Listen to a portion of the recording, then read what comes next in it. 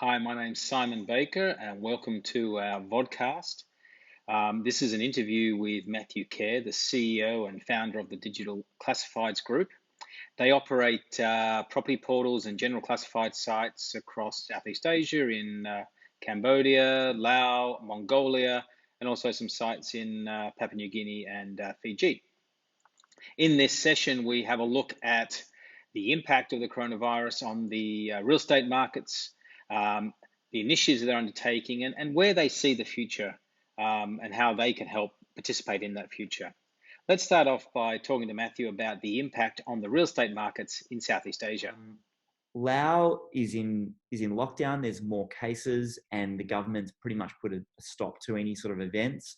And we are seeing customers saying that there's less opportunity to do deals. There's less foot traffic. People obviously can't get out to showrooms. Yeah. Listings are still there, but there's just the inquiry is the issue in that market. Okay. Cambodia is a much bigger market than the other two by a factor of double. So that I can sort of talk to that in pieces. So I think in terms of on the agent side, expat rentals is completely dead. There's absolutely no travelers in the country, so there's very, very few expat rentals. The more the local domestic secondary market is still active. They haven't yet had a full lockdown, but there's definitely hesitancy, and so customers are finding it harder to do deals. And definitely developers are the same. They're finding that obviously less international buyers, although there are some green shoots coming through from China. Generally on the international side, things are much slower, and on the local side, there's lots of inquiry, and I think Yep. the locals are trying to sniff out when's the best time to do a deal. There a belief that the housing prices will drop in response to people not having work or being paid less or Mm. and thus having to sell their houses. That's increasing the Yeah, supply on the market. just distressed sellers. Okay, so yeah, in the rental market, there's already downward pressure on pricing. In fact, I spoke to our CEO in that market today, and he said that some developer or some landlords are actually offering to pay out people's deposits on other properties to get them locked in. So the rental Yep. side, there's already there's demand issues, and so pricing is dropping. On the sort of secondary market, there's probably still relatively strong demand. So there's not a huge decrease in prices yet. We're talking 5% maybe, Okay. but definitely so it's not dire. Now, obviously, if it goes on for a very, very long time, then that's going to get worse. And I think what we're seeing right now is, whilst prices are lower, I think transaction volumes are lower as well. So we're not seeing the full extent of the issue. I think if we play it forward maybe a month or two, I think prices might come down 10% in the secondary market. I think the Okay. real issue is the primary market, where there is a lot of new inventory coming onto into Cambodia that was expected to be sold to international investors and some locals, and that's where we're seeing more sort of desperation from developers that just need to move inventory they're sitting on. What is it that you've done in your businesses around the region? Have you cut costs? Have you Yep. given payment relief to your customers, or any initiatives that have been undertaken? Yeah. So I think the first thing is we're really lucky as a business. We actually had done a full strategic review going into this. Not Hmm. not for any reason, it just happened to be that we as a business wanted to sort of reset our goals, and we did that in Yep. each market going into it. So we're very fortunate in doing that is that our teams were really aligned around our strategy, and we Hmm. absolutely have cut costs, and we've had to stand down staff. So we probably stood down about 20% of our staff. Okay. And we've sort of cut salaries probably on average about 60% across about 40% across the business. So Okay. people are sort of at 60% of their normal rates.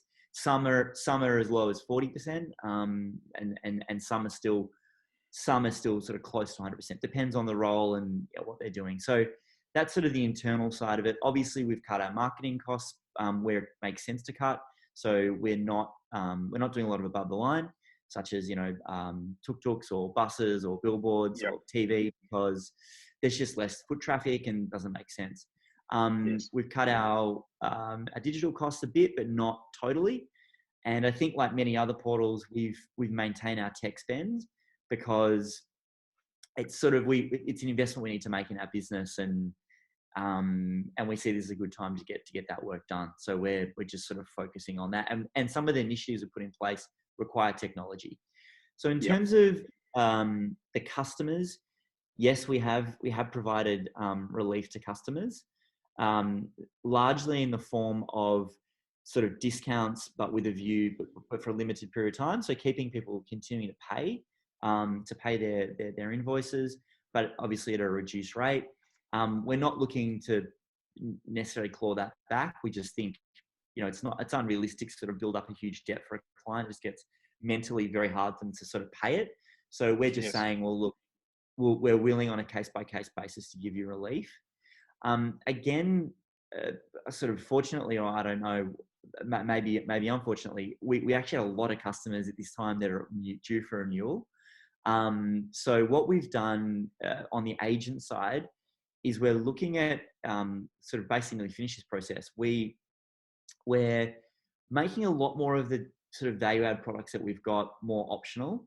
Sort of the core listing product, we've reduced the price to be on the portal and to be sort of pay to play. So we've made that cheaper, but we've increased the price on some of our other products. So for instance, we've got a product to refresh properties. That's a bit more expensive. If you want, we've got this opportunities product where we basically message out to our whole database a lead, and up to 5 agents can take that lead. We've made that a bit more expensive, and we're charging more for that, and we're pushing more leads into that channel. So I think this is a really good time to try some things that we've always wanted to do that we haven't really had the confidence to do. So we're very much pushing towards more or less pay per lead. So I'll give you one example. We have this chat product. When a chat's initiated, if an agent doesn't respond now, what we do is we actually say to the user, hey, agent hasn't responded within 3 hours. Would you like to speak to some other agents? And we take that lead and we then send to all the other agents and we charge for it. Now, previously, it's a lead that an agent's received on a property that they've listed. Is that the right thing to do? I don't know. But in this environment, we can't afford for a high quality lead like that to go wanting. And if an agent, doesn't have the team right now to service the lead, it's better for someone to service it and for us to charge for it. So we are trying to be a little bit more bold in what we do, because we think now is a good time to take some of those moves, and people are a little bit more willing to accept that. The other thing we're doing, which I think is quite exciting, is we've launched a Black Friday sale, or sort of, wouldn't call it distressed inventory, but a developer online expo with what we're saying will be the cheapest price in the market for a limited period of time. This was an idea that it's not our own. We'll absolutely give credit where it's due to the ACAR. I think it's ACAR map. The guys in Egypt have done this. We saw them at the conference. Very impressed with what they did. So we've basically taken that concept. We're running it. We've just started marketing it now. And two things. So obviously developers are really keen for deals. So this is a great time to run this sort of event. Secondly, agents are really keen for any revenue. So we're going to the agents and saying, well, look, become an affiliate, market this. We'll give you a unique code. Any deals that come through your code, we're going to pay you half of basically what we receive from the developer, the commission, as a bonus, affiliate fee. And we think that's going to be a pretty exciting product, and it definitely positions us as a friend of the agent. And it's something that, in fact, a lot of agents actually don't have direct relationship with developers. A lot of developers have their own internal sales teams. So this is actually something that they genuinely couldn't do anyway. Start to think about the future. And one of the things that we've talked about in our webinars has been stabilizing the business, which it sounds like you've done. The next thing is preparing for the future. And then clearly there's the accelerate once we can accelerate. How do you start to think about the future? Is it going to go back to situation normal? Or do you think that the way in which real estate is bought, sold, or rented in your markets is going to fundamentally change, or at least change in some key aspects? Yeah, it's a great question. I think we obviously expect it to change. I think some markets will change more than others. It depends on how they're impacted and for how long. One of the big things we're taking this time to do is to reset our position in the market with agents. So I think this online expo is one example. We've obviously always wanted to be in the commission stream. Have we ever had the great opportunity to do that? Without sort of maybe disrupting our agent relationships, maybe not. But this event is the first step where we said, well, we're actually doing this on a commission basis, but we're sharing it with you. So I think that those sort of first steps towards re-educating the market about how we actually engage with developers, and that's an acceptable model, and that we engage with agents on a slightly different model. I think that's one part of it. Obviously, moving the agents more towards performance is another part. We've taken a much more aggressive approach to building our online presence from a video perspective. So we're running a lot more Facebook Live, Fang Live.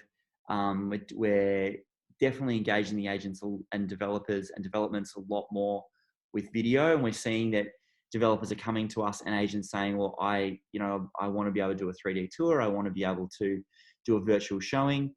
So we're definitely strategically maintaining elements of our team and our capability in that, and building our capability in that space, and building up our team members. So letting more of our junior team members, run these Facebook live streams. Previously, we had a really high bar, I think, for the professionalism of some of our product, and that slowed us down a little bit in terms of delivery. So having this view that, a video of a development has to be almost, I don't know, like a Hollywood movie or something. Whereas really, when it comes down to it, it just needs a competent presenter, and you need to cover off on the right aspects. So what we've done is try to reskill our team a little bit in some of these areas, and some of them have proven to be brilliant, really, really good. And we're not cutting back on those areas that we think will be important moving forward, such as I said, like technology, video, some of these aspects that we think will be important moving into the future. Acquiring some more of the technology hardware perspective in terms of the 3D tours. Now's a good time to train your team and get them ready for the future. Yeah, and I had a very interesting conversation yesterday with an investor out of Silicon Valley. And the theme of the conversation was, in these crazy times, there's an opportunity for portals to actually literally take control of the complete real estate market. And the underlying theme of the conversation was, if you go to somewhere like the US, the Zillows of the world have a role in the market, but they will never replace the National Association of Realtors. And the underlying way in which property is bought and sold using the MLSs and the 6% commission that's shared is so ingrained that it's very hard to change the way business is done. Yet you go to other markets in like Southeast Asia, and Cambodia will be one of them, and you say, well, it's quite an unprofessional market in many ways. We have the opportunity to not only, instead of thinking of the world through a marketing lens, let's think of the world through an industry lens. And I don't mean industry as in servicing the agent and the developer, as I mean the end-to-end industry. Marketing, sales, execution. How do I own every element of that? So if I'm someone who wants to sell a house, I go to realestate.com.kh. Yep. If I want to sell, so that's the marketing of it. If I want to then engage around selling, I'm using tools provided by realestate.com.kh. I'm using valuation models. And then if I want to execute, there's a platform where everything is done via the realestate.com.kh platform, to rent, to buy, to sell, etc.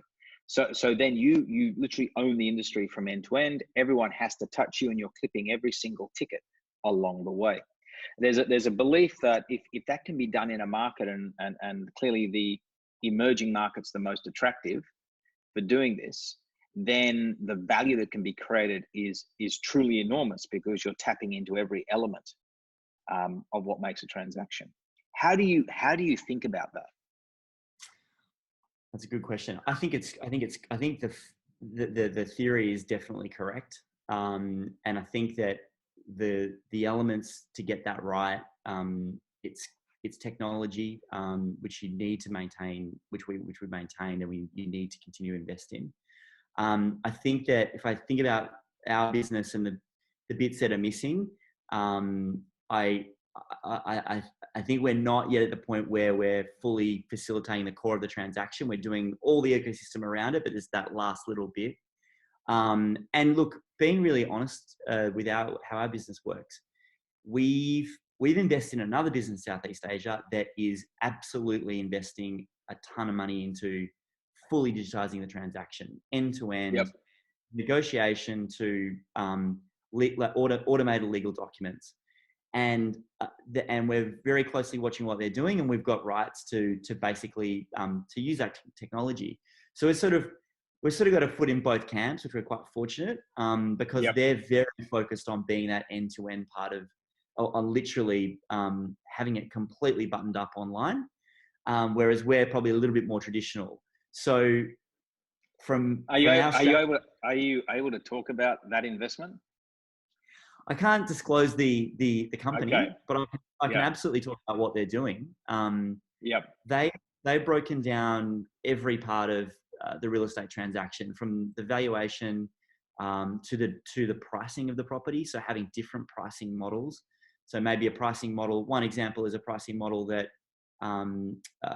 reduces over time based on the market dynamics. Right through to fully self-contained digital conversation between the buyer and the seller in terms of the negotiation process, and then automated transactions, automated identification of the parties to make sure the properties are real, the people are real.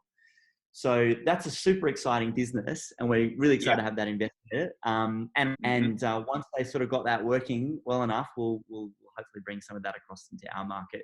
We're still quite focused on efficiency in the agency market and making sure customers are having a great experience. So we've got elements of what they're doing, but we're doing it more in tandem with the agents and providing them with more of the tools to be able to do their job better.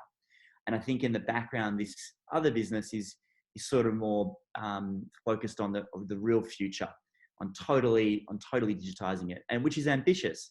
And I'm sure they'll be successful. This entire thing, I think, will accelerate the adoption of that technology, and excited to see. I do think it's actually a blend of the two. It's a blend of what the other guys are doing, and how they're approaching, the complete end-to-end digitization of the process and automation of the process, with what you're doing, which is building in-depth, deep relationships with agents in a market. And if you can bring the two together in a way that makes everyone more efficient, but they've got to use one of your tools to be successful, whether it's a marketing tool, a selling tool, or an execution tool, then you have a chance to really dominate a market. So if you think about it, there is part of a selling process is valuation of a property. Well, that's part of the sales process, right? It's how do I value the property. Marketing is all about generating demand. Another part of selling is interaction and communicating between the seller and the buyer, and maybe the agent is involved in the process as a facilitator and as a fee for just taking everyone through the process. So they go from acting just for the seller to acting for both sides, to actually be the grease that's between all the wheels, which I think needs to have that human element. Finance people should be plugging into this environment, this platform. It should be all the way through it, right through to then execution about, can I electronically sign contracts, do a bank transfer, ... And before I know it, I own the property or am renting a property. I think if you can bring the two together, you'll end up with being a dominant player in an industry. And I think having that vision for the future makes investors very, very excited, because it's like Zillow and an NAR merging.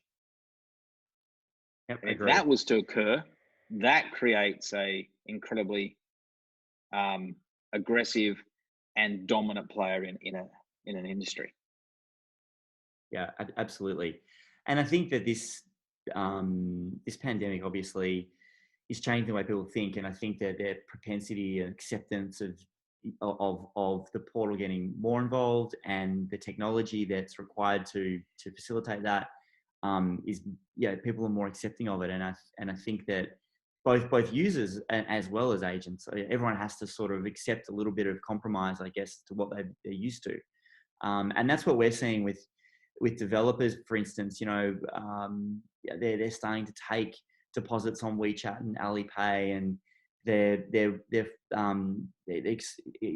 exchanging contracts electronically.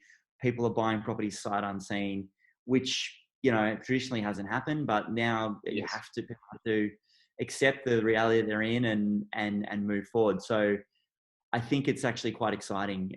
Once this sort of ends, I think it's a particularly exciting time for real estate portals. I agree. I agree. Matthew, thank you very much. Always great to chat, and Pleasure. very fantastic insights into what's happening in Southeast Asia and the markets that you operate in. Thanks, Simon. Good to chat.